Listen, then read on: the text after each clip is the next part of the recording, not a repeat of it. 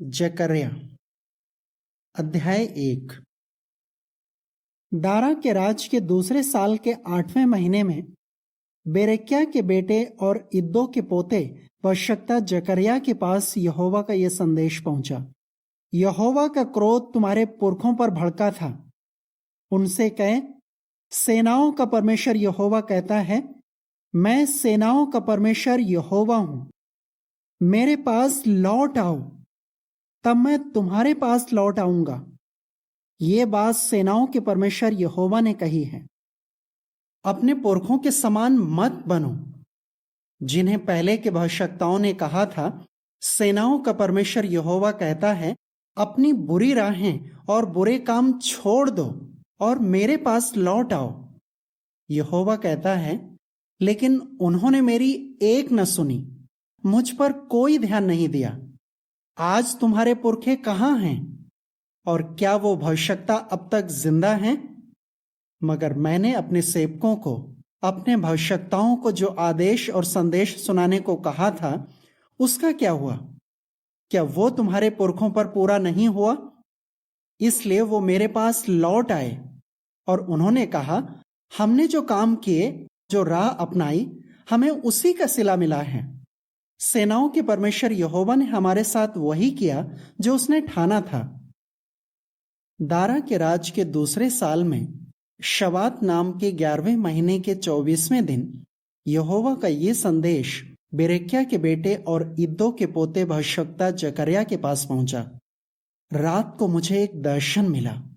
मैंने देखा कि एक आदमी लाल घोड़े पर आ रहा है। वो आकर तंग घाटी में मेंहदी के पेड़ों के बीच खड़ा हो गया। उसके पीछे लाल, भूरे और सफेद रंग के घोड़े थे। तब मैंने पूछा, हे प्रभु, ये कौन है? जो सरदूत मुझसे बात कर रहा था, उसने कहा, मैं तुझे बताऊंगा कि ये कौन है। तब जो आदमी मेंहदी के पेड़ों के बीच खड़ा था, उसने कहा, इन्हें यहोवा ने भेजा है कि वो धरती का चक्कर लगाकर आएं।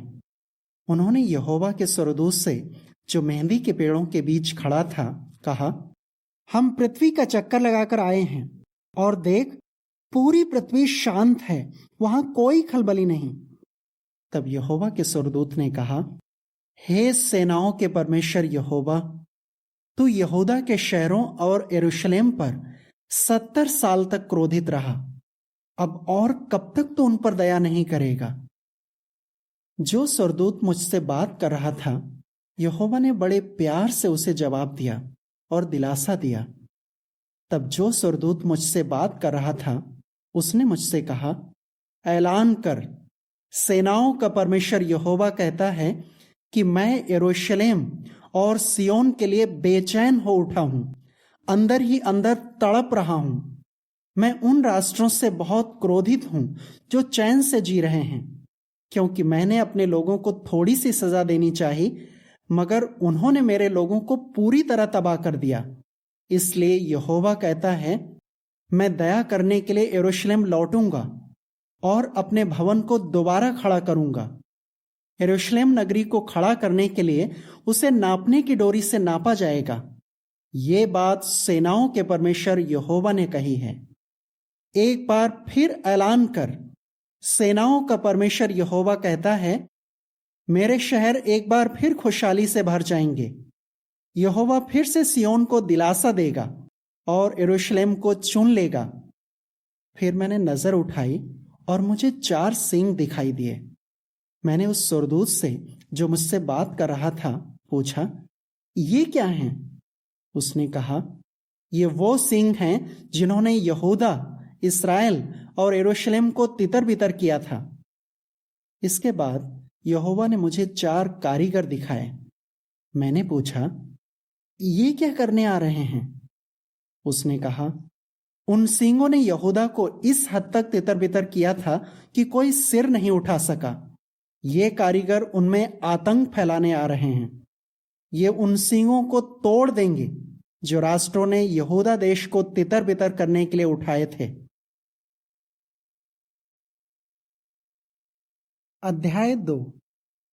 फिर मैंने नजर उठाई और देखा, एक आदमी हाथ में नापने की डोरी लिए है मैंने पूछा, तू कहाँ जा रहा है? उसने कहा, मैं यरूशलेम की लंबाई चौड़ाई नापने जा रहा हूं। फिर मैंने देखा, जो स्वर्गदूत मुझसे बात कर रहा था वो चला गया और एक दूसरा स्वर्गदूत उससे मिलने आया। उस स्वर्गदूत ने उससे कहा, दौड़कर उस जवान आदमी के पास जा और उससे बता, यरूशलेम एक खुली बस्ती की तरह आबाद होगी, क्योंकि उसमें आदमियों और मवेशियों की गिनती बढ़ती जाएगी। यहोवा ऐलान करता है, मैं उसके चारों तरफ आग की दीवार बनकर रहूंगा और उसे अपनी महिमा से भर दूंगा। यहोवा ऐलान करता है, भाग आओ, भाग आओ, उत्तर के देश से निकल आओ। यहोवा कहता है, मैंने तुम्हें चारों दिशाओं में तितर बितर कर दिया है। हे सियोन, निकल आ, तू जो बेबीलोन की बेटी के संग रहती है, भाग आ। सेनाओं के परमेश्वर यहोवा ने महिमा पाने के बाद मुझे उन राष्ट्रों के पास भेजा है जिन्होंने तुम्हें लूटा था। वो कहता है, जो तुम्हें छूता है वो मेरी आंख की पुतली को छूता है। मैं अपना हाथ उनके खिलाफ उठाऊंगा और वो अपने ही गुलामों के लिए लूट का माल बन जाएंगे। और तुम जान लोगे कि सेनाओं के परमेश्वर यहोवा ने मुझे भेजा है। यहोवा ऐलान करता है, हे सियोन की बेटी, खुशी से चिल्ला, क्योंकि मैं आ रहा हूं और मैं तेरे बीच रहूंगा। उस दिन कई राष्ट्र मुझ यहोवा के साथ जुड़ जाएंगे और मेरे लोग बन जाएंगे और मैं तेरे बीच रहूंगा। और तू जान लेगी कि सेनाओं के परमेश्वर यहोवा ने मुझे तेरे पास भेजा है। यहोवा पवित्र जमीन पर यहूदा को अपना हिस्सा मानकर उस पर अधिकार कर लेगा और यरूशलेम को फिर से चुन लेगा। हर इंसान यहोवा के सामने चुप रहे, क्योंकि वो कदम उठाने के लिए अपने पवित्र निवास से आ रहा है। अध्याय 3।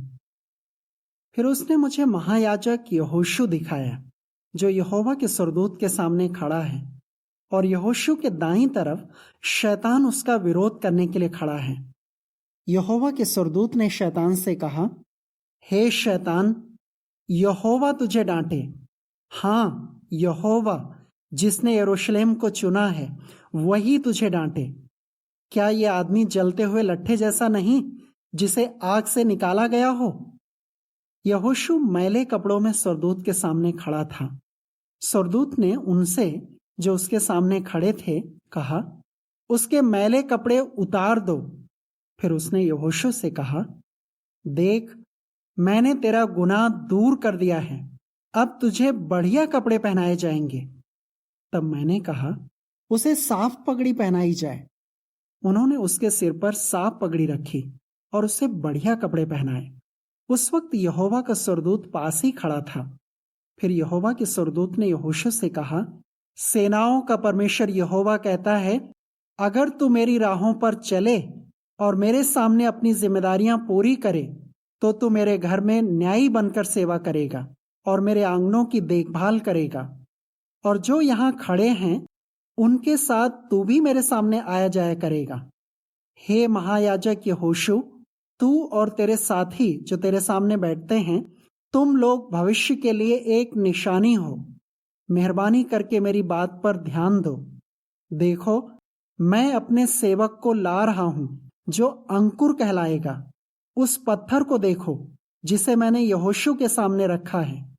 उस एक पत्थर पर 7 आंखें लगी हैं। मैं उस पर खोदकर कुछ लिख रहा हूं। मैं उस देश का गुनाह एक ही दिन में दूर कर दूंगा। ये बात सेनाओं के परमेश्वर यहोवा ने कही है। सेनाओं का परमेश्वर यहोवा ऐलान करता है, उस दिन तुम में से हर कोई अपने पड़ोसी को बुलाएगा कि वो तुम्हारी अंगूरों की बेल के नीचे और तुम्हारे अंजीर के पेड़ तले आए। अध्याय 4। फिर जो स्वर्गदूत मुझसे बात कर रहा था वापस आया। उसने आकर मुझे जगाया, जैसे कोई सोते हुए को जगाता है। उसने पूछा, तुझे क्या दिख रहा है? मैंने कहा, मुझे एक दीवट दिख रहा है जो सोने का बना है और उसके ऊपर एक कटोरा है। दीवट पर 7 दिए हैं। हाँ, पूरे 7 दिए। उनसे 7 नलियां निकल रही हैं जो उस कटोरे से जुड़ी हैं। दीवट के पास जैतून के 2 पेड़ लगे हैं, एक उस कटोरे के दाईं तरफ और दूसरा बाईं तरफ। तब मैंने उस सुरदूत से जो मुझसे बात कर रहा था पूछा, हे मेरे प्रभु, इन सब का क्या मतलब है? उस सुरदूत ने जो मुझसे बात कर रहा था कहा, क्या तुझे नहीं पता? मैंने कहा, नहीं प्रभु, मुझे नहीं पता।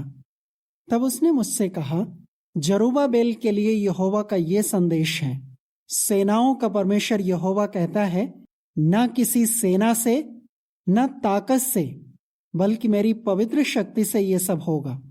हे विशाल पहाड़, तू है क्या चीज? जरुब्बाबेल के सामने तू समतल हो जाएगा। जब वो चोटी का पत्थर लेकर आएगा तो ये आवाज गूंज उठेगी, बहुत खूब, बहुत खूब। यहोवा ने फिर से मुझे एक संदेश दिया। जरुब्बाबेल के हाथों ने इस घर की नींव डाली थी और उसी के हाथों ये घर बनकर पूरा होगा। तुम लोगों को जानना होगा कि सेनाओं के परमेश्वर यहोवा ने ही मुझे तुम्हारे पास भेजा है। उस छोटी सी शुरुआत को कोई तुच्छ न जाने। जरुब्बाबेल के हाथ में साहुल देखकर लोग झूम उठेंगे और 7 आंखें भी खुशियां मनाएंगी। ये 7 आंखें यहोवा की हैं जो पूरी पृथ्वी पर फिरती हैं।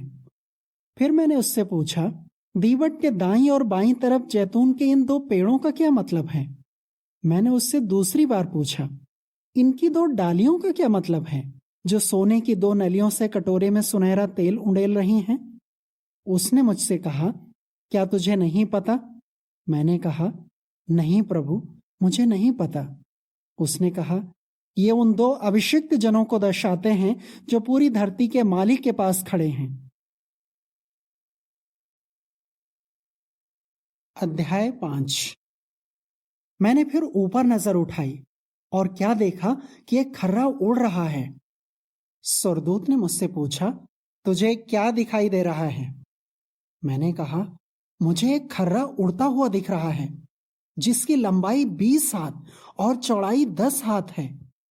फिर उसने मुझसे कहा, यह शाप पूरी पृथ्वी पर पड़ने वाला है, क्योंकि चोरी करने वाले को उसकी सजा नहीं मिली, जबकि खर्रे के एक तरफ लिखा है कि चोर को उसकी सजा मिलनी चाहिए, और झूठी शपथ खाने वाले को सजा नहीं मिली, जबकि खर्रे के दूसरी तरफ लिखा है कि ऐसों को सजा मिलनी चाहिए।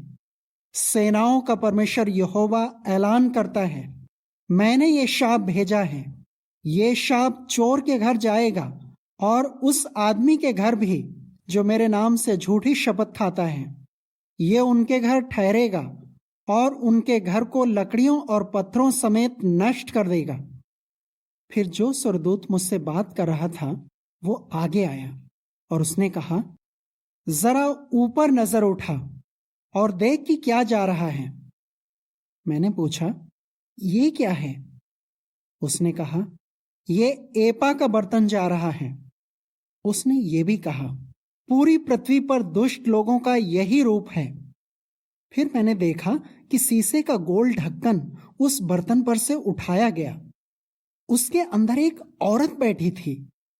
उसने कहा, ये औरत दुष्टता की निशानी है। उसने उस औरत को एपा के बर्तन में वापस धकेल दिया और उस पर शीशे का भारी ढक्कन रख दिया। फिर मैंने नजर उठाई तो क्या देखा, 2 औरतें तेजी से उड़ती हुई आ रही हैं। उनके पंख लगलग पक्षी जैसे हैं। उन्होंने एपा के बर्तन को पृथ्वी और आकाश के बीच उठा लिया। तब जो सुरदूत मुझसे बात कर रहा था उससे मैंने पूछा, वो एपा का बर्तन कहाँ ले जा रही हैं? उसने कहा, शिनार देश, जहां वो उस औरत के लिए एक घर बनाएंगी, और जब घर बनकर तैयार हो जाएगा तो वो उसे वहां उसकी सही जगह पर छोड़ आएंगी। अध्याय 6। मैंने फिर नजर उठाई और क्या देखा, 2 पहाड़ों के बीच से 4 रथ आ रहे हैं। वो पहाड़ तांबे के हैं। पहले रथ में लाल घोड़े बंधे हैं, दूसरे में काले घोड़े, तीसरे में सफेद घोड़े और चौथे में धब्बेदार चितकबरे घोड़े बंधे हैं। मैंने उस स्वर्गदूत से जो मुझसे बात कर रहा था पूछा, हे प्रभु, इनका क्या मतलब है? स्वर्गदूत ने कहा, ये स्वर्ग की 4 सेनाएं हैं जो पूरी धरती के मालिक के सामने खड़ी थीं। ये वहीं से आ रही हैं। जिस रथ में काले घोड़े बंधे हैं वो उत्तर देश की तरफ बढ़ रहा है। सफेद घोड़े पश्चिम देश की तरफ जा रहे हैं और धब्बेदार घोड़े दक्षिण देश की तरफ। ये चितकबरे घोड़े धरती का चक्कर लगाने के लिए भी बेताब हैं। तब उसने कहा, जाओ धरती का चक्कर लगाओ। और वो धरती का चक्कर लगाने निकल पड़े। फिर उसने मुझे पुकार कर कहा, देख, जो घोड़े उत्तर देश की तरफ गए थे उनके कारण उस देश के खिलाफ यहोवा का क्रोध शांत हो गया है। एक बार फिर यहोवा का संदेश मेरे पास पहुंचा, हेल्दै, तोबिया और यदायाह से वो चीजें ले ले जो बंधुआई में पड़े लोगों ने दी हैं। और उसी दिन तू सपन्याह के बेटे योशिया के घर जाना और बेबीलोन से आए इन लोगों को भी साथ ले जाना। तू अपने साथ सोना चांदी ले जाना और एक ताज बनाकर उसे यहोसादाक के बेटे महायाजक यहोशू को पहनाना और उससे कहना, सेनाओं का परमेश्वर यहोवा कहता है, ये वो आदमी है जो अंकुर कहलाएगा। ये अंकुर अपनी जगह से फूटेगा और यहोवा का मंदिर बनाएगा। ये वही है जो यहोवा का मंदिर खड़ा करेगा। ये वही है जो वैभव पाएगा। वो अपनी राजगद्दी पर बैठकर राज करेगा। राजा होने के साथ साथ वो याजक भी होगा। इन दोनों में वो बढ़िया तालमेल बिठाएगा। हेलेम, तोबिया, यदाया और सपन्याह के बेटे हेन की याद में वो शानदार ताज यहोवा के मंदिर में रखा जाएगा। दूर दूर से लोग आएंगे और यहोवा के मंदिर को बनाने में हाथ बटाएंगे। ये बात जरूर पूरी होगी। अगर तुम अपने परमेश्वर यहोवा की बात मानोगे तो तुम जान लोगे कि सेनाओं के परमेश्वर यहोवा ने ही मुझे तुम्हारे पास भेजा है। अध्याय 7। राजा दारा के राज के 4थे साल में किस्लेव नाम के 9वें महीने के 4थे दिन यहोवा का संदेश जकर्याह के पास पहुंचा।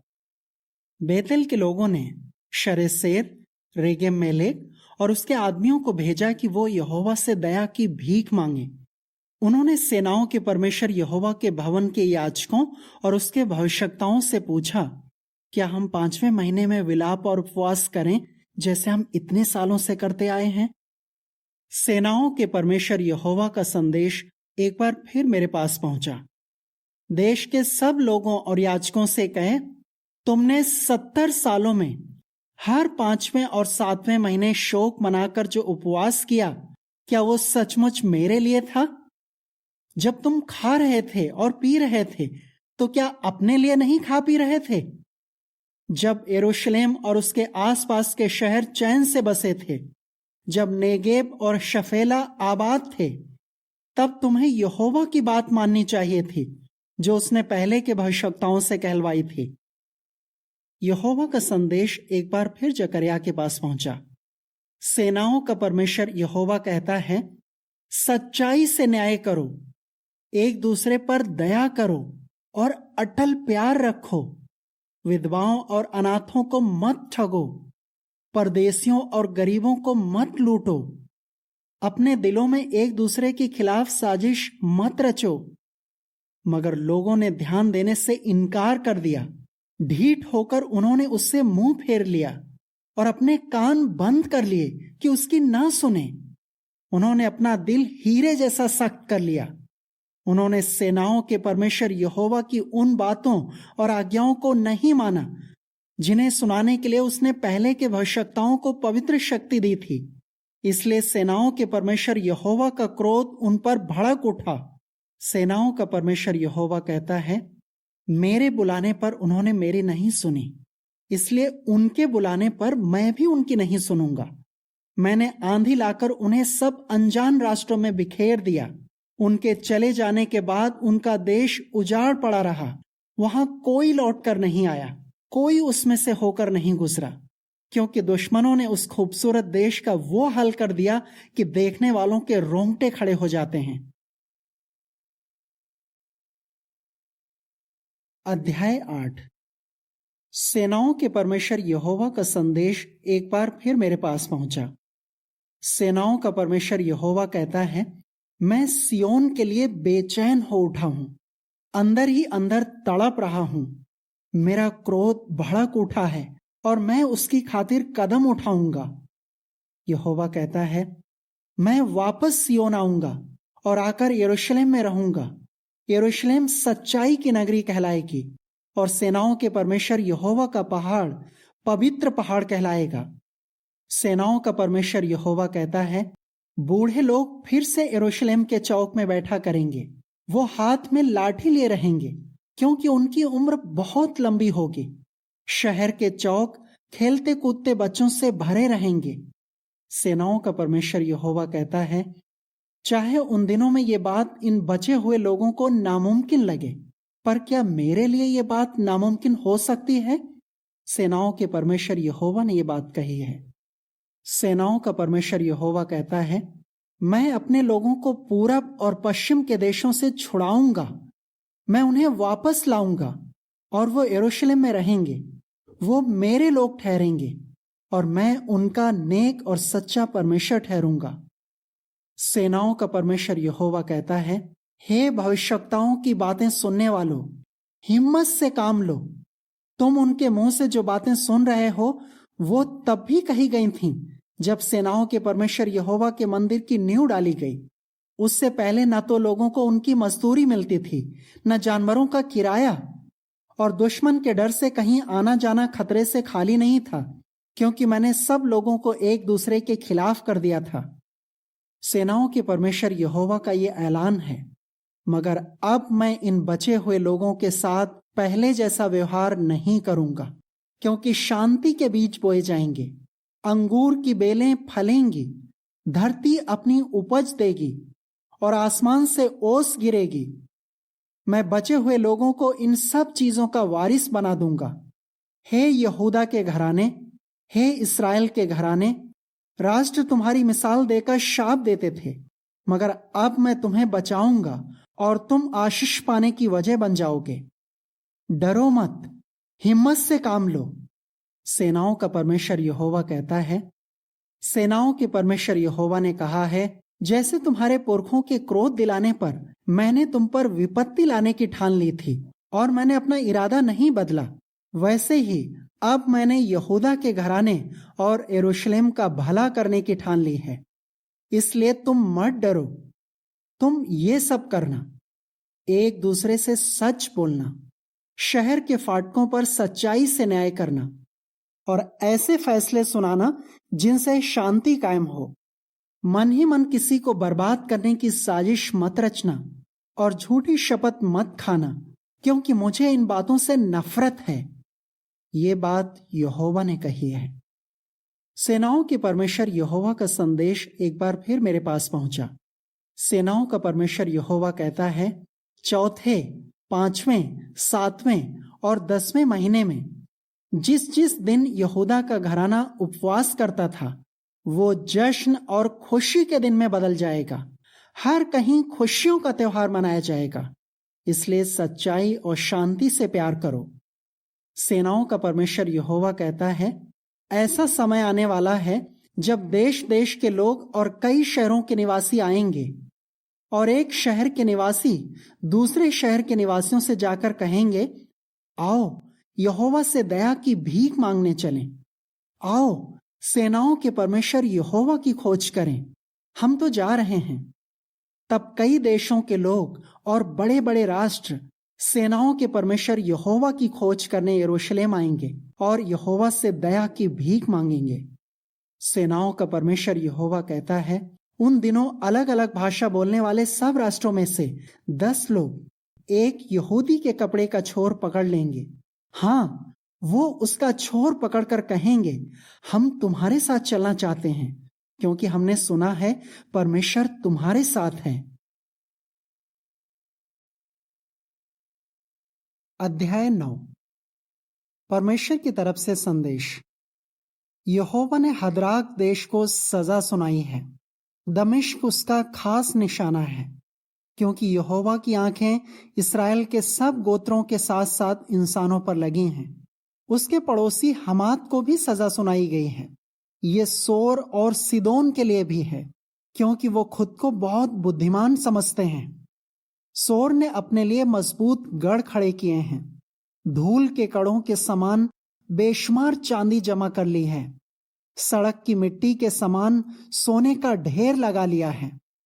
देखो, यहोवा उसका खजाना उससे छीन लेगा। उसकी सेना को समुंदर में मार डालेगा। वो नगरी आग में भस्म हो जाएगी। ये देखकर अश्लोन के होश उड़ जाएंगे।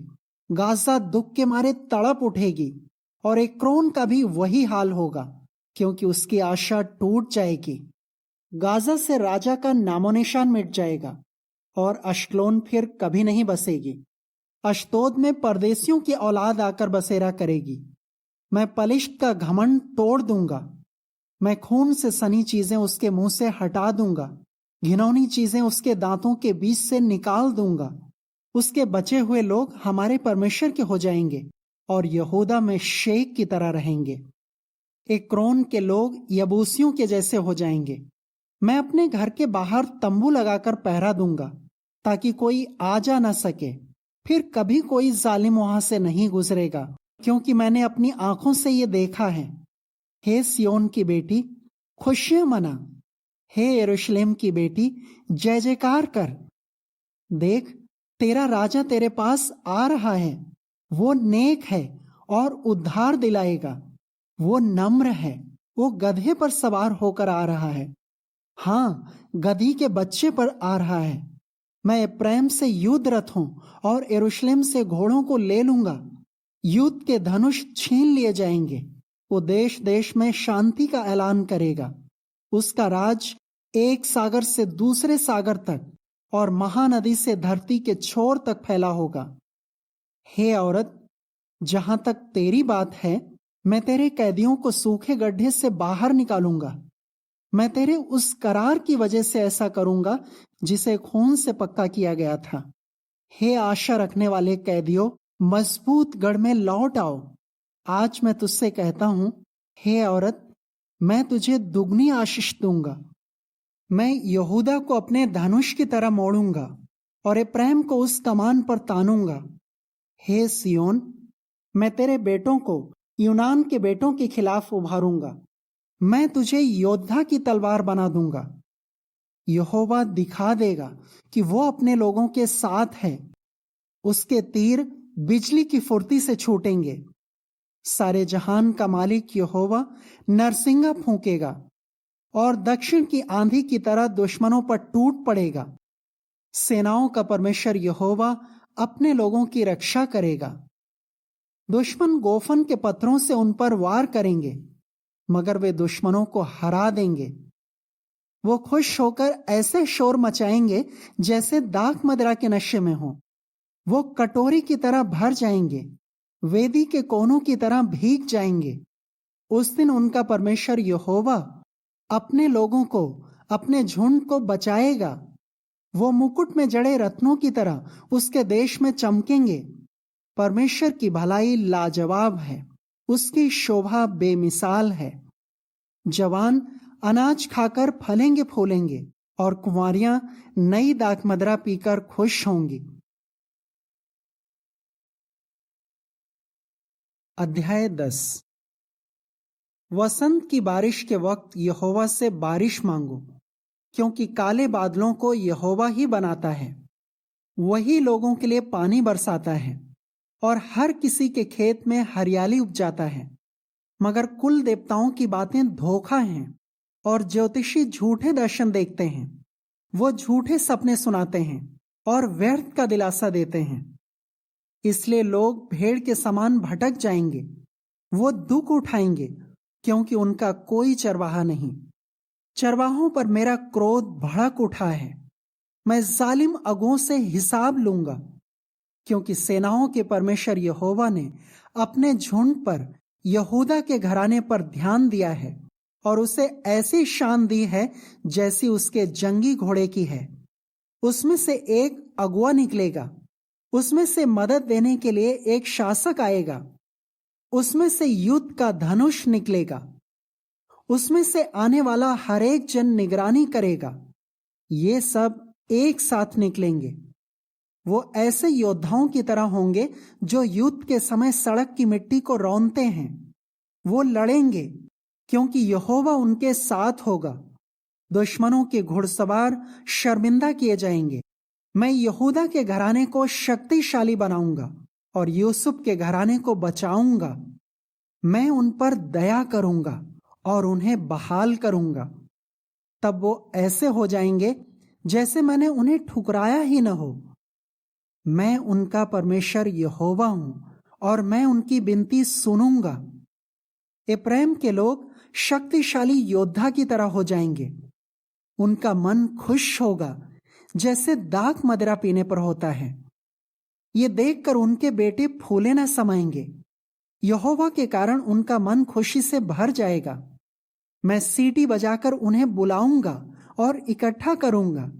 मैं उन्हें छुड़ाऊंगा और उनकी गिनती बेशुमार हो जाएगी और आगे भी बेशुमार रहेगी।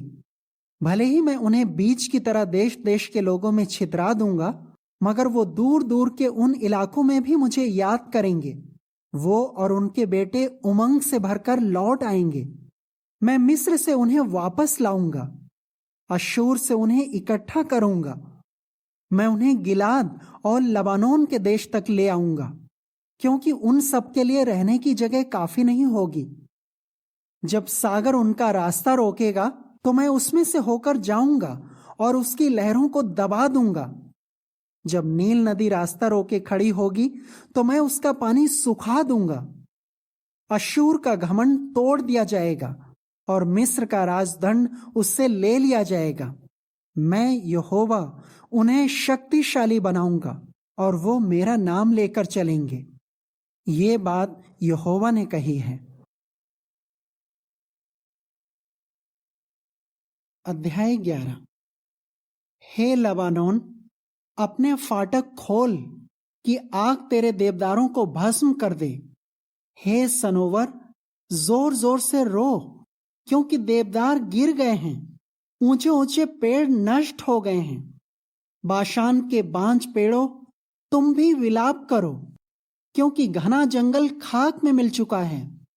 सुनो, चरवाहों का मातम सुनो, क्योंकि उनकी शान मिट गई है।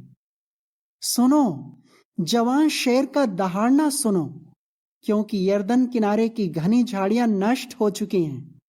मेरा परमेश्वर यहोवा कहता है, घात होने वाली भेड़ों का चरवाहा बन जा।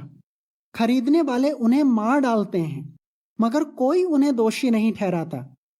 उन भेड़ों को बेचने वाले कहते हैं, यहोवा की बड़ाई हो, क्योंकि मैं माला माल हो जाऊंगा। उनके चरवाहे उन पर कोई तरस नहीं खाते। यहोवा ऐलान करता है, मैं देश के निवासियों पर अब और तरस नहीं खाऊंगा। मैं हर आदमी को उसके पड़ोसी और उसके राजा के हवाले कर दूंगा कि वो उसे सताएं। वो देश को तबाह कर देंगे और मैं उसके लोगों को उनके हाथ से नहीं बचाऊंगा। तब मैं घात होने वाली भेड़ों का चरवाहा बन गया। हाँ, तुम सताई हुई भेड़ों की खातिर मैंने ऐसा किया। मैंने 2 लाठियां ली, एक का नाम मैंने कृपा रखा और दूसरी का एकता, और मैं झुंड की चरवाही करने लगा। मैंने एक ही महीने में 3 चरवाहों को निकाल दिया, क्योंकि मैं उनको बर्दाश्त नहीं कर सका। वो भी मुझसे नफरत करते थे। मैंने कहा, अब मैं तुम भेड़ों की और देखभाल नहीं करूंगा। जिसे मरना है वो मरे, जिसे नष्ट होना है वो नष्ट हो, और जो बच जाएं वो एक दूसरे को फाड़ खाएं। तब मैंने कृपा की लाठी ली और उसे काट डाला। इस तरह मैंने वो करार तोड़ दिया जो मैंने अपने लोगों के साथ किया था। उस दिन वो करार टूट गया। जब झुंड की सताई हुई भेड़ों ने मुझे ये सब करते देखा तो वो समझ गईं कि ये संदेश यहोवा की तरफ से है। फिर मैंने उनसे कहा, अगर तुम्हें ठीक लगे तो मुझे मेरी मजदूरी दो, लेकिन अगर नहीं तो मत दो। तब उन्होंने मुझे मजदूरी में चांदी के 30 टुकड़े तौल कर दिए। इस पर यहोवा ने मुझसे कहा, बहुत बड़ी कीमत आंकी है उन्होंने मेरी। जा, इन्हें खजाने में फेंका। तब मैं चांदी के 30 टुकड़े लेकर यहोवा के भवन में गया और मैंने उन्हें खजाने में फेंक दिया। फिर मैंने दूसरी लाठी एकता को लिया और उसे काट डाला। इस तरह यहूदा और इस्राएल के बीच भाईचारा खत्म हो गया। फिर यहोवा ने मुझसे कहा, निकम्मे चरवाहे का औजार ले ले, क्योंकि मैं एक चरवाहे को इस देश का अधिकारी बनने दूंगा। वो उन भेड़ों की देखभाल नहीं करेगा जो मरने वाली हैं। वो न तो नन्ही भेड़ों को ढूंढेगा, न जख्मी भेड़ों की मरहम पट्टी करेगा, और न ही भली चंगी भेड़ों को खिलाएगा। उल्टा वो मोटी ताजी भेड़ों का मांस खाएगा और भेड़ों के खुरों को उखाड़ देगा।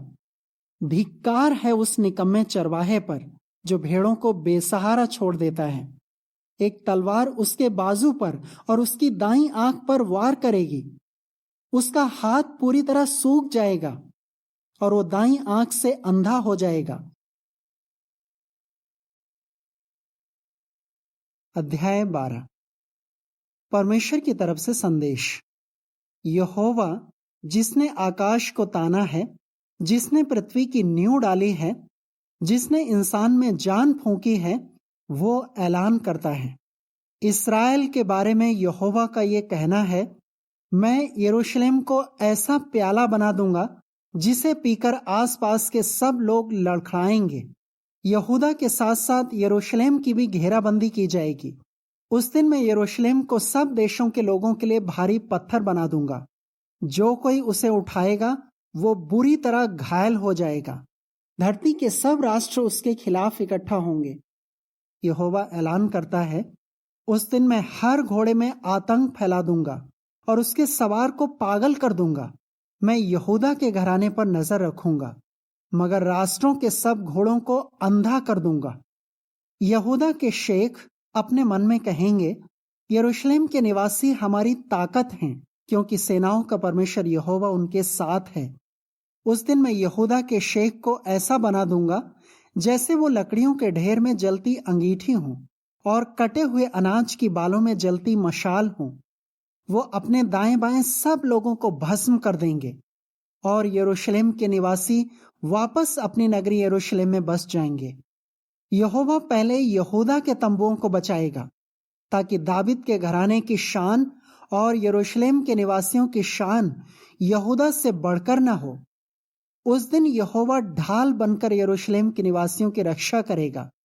उस दिन उनमें से ठोकर खाने वाला दाविद के समान ताकतवर हो जाएगा और दाविद का घराना ईश्वर की तरह, हाँ, यहोवा के सुरदूत की तरह उन्हें राह दिखाएगा। उस दिन मैं यरूशलेम के खिलाफ आने वाले सभी राष्ट्रों का सर्वनाश कर दूंगा। मैं दाविद के घराने और यरूशलेम के निवासियों पर अपनी पवित्र शक्ति उड़ेलूंगा। वो मुझसे विनती करेंगे और मेरी मंजूरी पाएंगे। वो उसे देखेंगे जिसे उन्होंने भेदा है और उसके लिए ऐसे रोएंगे जैसे इकलौते बेटे की मौत हो गई हो। वो ऐसा भारी शोक मनाएंगे जैसे पहलौठा बेटा मर गया हो। उस दिन यरूशलेम में बड़ा मातम मनाया जाएगा, ऐसा मातम जैसा मगिद्दो के मैदानी इलाके में हदद रिम्मोन में मनाया गया था। पूरा देश छाती पीटेगा और हर परिवार अलग अलग रोएगा। दाविद के घराने का परिवार अलग रोएगा और उनकी औरतें अलग। नातान के घराने का परिवार अलग रोएगा और उनकी औरतें अलग। लेवी के घराने का परिवार अलग रोएगा और उनकी औरतें अलग। शिमियों के घराने का परिवार अलग रोएगा और उनकी औरतें अलग। बाकी परिवार और उनकी औरतें भी अलग अलग रोएंगे। अध्याय 13। उस दिन दाविद के घराने और यरूशलेम के निवासियों के लिए कुआं खोदा जाएगा कि वो अपने पाप धोएं और अपनी अशुद्धता दूर करें। सेनाओं का परमेश्वर यहोवा ऐलान करता है, उस दिन मैं देश में से मूर्तों का नामो निशान मिटा दूंगा और उन्हें फिर कोई याद नहीं करेगा। मैं भविष्यवक्ताओं को और दुष्ट शक्ति को देश में से निकाल दूंगा। अगर कोई आदमी फिर भी भविष्यवाणी करे तो उसके माता पिता जिन्होंने उसे जन्म दिया है कहेंगे, तू जिंदा नहीं बचेगा, क्योंकि तूने यहोवा के नाम से झूठी बातें कही हैं। और भविष्यवाणी करने के लिए उसके माता पिता जिन्होंने उसे जन्म दिया है उसे भेद कर मार डालेंगे। उस दिन भविष्यवाणी करते वक्त हर भविष्यवक्ता को अपना दर्शन बताने में शर्म आएगी। वो अपनी पोशाक उस रोएदार कपड़े को पहनना छोड़ देगा जिसे पहनकर वो लोगों को धोखा देता था। वो कहेगा, मैं कोई भविष्यवक्ता नहीं, मैं तो बचपन से ही एक आदमी के यहां गुलाम हूं और खेती बाड़ी करता हूं। और अगर कोई उससे पूछे, तेरे शरीर पर ये घाव कैसे, तो वो कहेगा, ये घाव मुझे अपने दोस्तों के घर पर मिले हैं। सेनाओं का परमेश्वर यहोवा ऐलान करता है, हे तलवार, मेरे चरवाहे के खिलाफ उठ, उस आदमी के खिलाफ जो मेरा साथी है। चरवाहे को मार और झुंड को तितर बितर होने दे। मैं अपना हाथ मामूली लोगों पर उठाऊंगा। यहोवा ऐलान करता है, पूरे देश में जितने लोग हैं उनमें से 2/3 को काट दिया जाएगा, वो खत्म हो जाएंगे, और 1/3 को छोड़ दिया जाएगा। मैं उन 1/3 लोगों को आग में तपाऊंगा, उन्हें चांदी के समान शुद्ध करूंगा, सोने के समान परखूंगा। वो मेरा नाम लेकर मुझे पुकारेंगे और मैं उनकी सुनूंगा। मैं कहूंगा, वो मेरे लोग हैं, और वो कहेंगे, यहोवा हमारा परमेश्वर है। अध्याय 14। देख, यहोवा का वो दिन आ रहा है जब तेरा माल लूट कर तेरे ही सामने बांट लिया जाएगा। मैं सभी राष्ट्रों को यरूशलेम से युद्ध करने के लिए इकट्ठा करूंगा। शहर पर कब्जा कर लिया जाएगा, घरों को लूट लिया जाएगा और औरतों का बलात्कार किया जाएगा। आधा शहर बंधुआई में चला जाएगा, मगर बचे हुए लोग शहर से नहीं ले जाए जाएंगे। यहोवा उन राष्ट्रों से लड़ने आएगा और जैसे वो युद्ध के दिन लड़ता है वैसे ही उनसे लड़ेगा। उस दिन वो जैतून पहाड़ पर खड़ा होगा जो यरूशलेम के पूरब में है। जैतून पहाड़ पूरब से लेकर पश्चिम तक फटकर 2 हिस्सों में बंट जाएगा। आधा पहाड़ उत्तर की तरफ और आधा दक्षिण की तरफ खिसक जाएगा और उनके बीच एक गहरी घाटी बन जाएगी। मेरे पहाड़ों के बीच बनी उस घाटी में तुम भागकर पनाह लोगे, क्योंकि वो घाटी आसेल तक पहुंचेगी। तुम्हें भागना होगा, ठीक जैसे तुम यहूदा के राजा उज्जियाह के दिनों में भूकंप आने पर भागे थे। परमेश्वर यहोवा आएगा और उसके संग सारे पवित्र जन भी आएंगे। उस दिन जगमगाती रोशनी नहीं होगी, चीजें जम जाएंगी। तब न दिन होगा न रात होगी और शाम को उजाला रहेगा। वो दिन यहोवा का दिन कहलाएगा। उस दिन यरूशलेम से जीवन देने वाला पानी निकलेगा। उनमें से आधा पानी पूर्वी सागर की तरफ और आधा पश्चिमी सागर की तरफ बहेगा। गर्मियों में और सर्दियों में भी ये बहता रहेगा। तब यहोवा पूरी धरती का राजा होगा। उस दिन यहोवा एक होगा और उसका नाम भी एक होगा। गेबा से लेकर यरूशलेम के दक्षिण में रिमोन तक पूरा देश अराबा के समान हो जाएगा, मगर यरूशलेम नगरी अपनी जगह पर बहाल होगी। वो बिन्यामीन फाटक से लेकर पहले फाटक तक, पहले फाटक से लेकर कोने वाले फाटक तक और हन्नेल मीनार से लेकर राजा के अंगूरों के हौद तक आबाद होगी। उसमें लोगों का बसेरा होगा। यरूशलेम को फिर कभी नाश के लायक नहीं ठहराया जाएगा और सब उसमें चैन से रहेंगे। देश देश के जो लोग यरूशलेम से युद्ध करते हैं उन पर यहोवा महामारी लाएगा। खड़े खड़े उनका शरीर गल जाएगा, उनकी आंखें अपने गड्ढों में सड़ जाएंगी और उनकी जीभ उनके मुंह में सड़ जाएगी। उस दिन यहोवा उनके बीच गड़बड़ी फैलाएगा और हर कोई अपने साथी को धर दबोचेगा और उस पर हाथ उठाएगा। यहूदा यरूशलेम के साथ मिलकर युद्ध करेगा और आसपास के सब राष्ट्रों की दौलत, ढेर सारा सोना चांदी और कपड़े बटोरे जाएंगे। उस महामारी के समान एक और महामारी उनकी छावनी में घोड़ों, खच्चरों, ऊंटों, गधों और सारे मवेशियों पर आएगी। यरूशलेम से युद्ध करने वाले सब राष्ट्रों में से जो जो बच जाएंगे वो हर साल राजा को, सेनाओं के परमेश्वर यहोवा को दंडवत करने आएंगे और छप्परों का त्योहार मनाएंगे। लेकिन अगर धरती के परिवारों में से कोई राजा को, सेनाओं के परमेश्वर यहोवा को दंडवत करने ऊपर यरूशलेम को नहीं आएगा तो उसके यहाँ बारिश नहीं होगी। अगर मिस्र के लोग नहीं आएंगे और आकर उसे दंडवत नहीं करेंगे तो उनके यहां भी बारिश नहीं होगी। इसके बजाय यहोवा उन पर वो महामारी लाएगा जो छप्परों का त्योहार न मनाने वाले राष्ट्रों पर लाता है। मिस्र और सब राष्ट्रों में से जो छप्परों का त्योहार मनाने नहीं आएंगे उन्हें अपने पाप की यही सजा मिलेगी। उस दिन घोड़ों की घंटियों पर ये शब्द लिखे होंगे, यहोवा पवित्र है। यहोवा के भवन के हंडे उन कटोरों जैसे ठहरेंगे जो वेदी के सामने रखे जाते हैं। यरूशलेम और यहूदा में जितने भी हंडे हैं वो पवित्र ठहरेंगे और सेनाओं के परमेश्वर यहोवा को अर्पित होंगे। बलिदान चढ़ाने वाले सब लोग आकर इनमें से कुछ हंडों में गोश्त उबालेंगे। उस दिन सेनाओं के परमेश्वर यहोवा के भवन में एक भी कनानी नहीं रहेगा।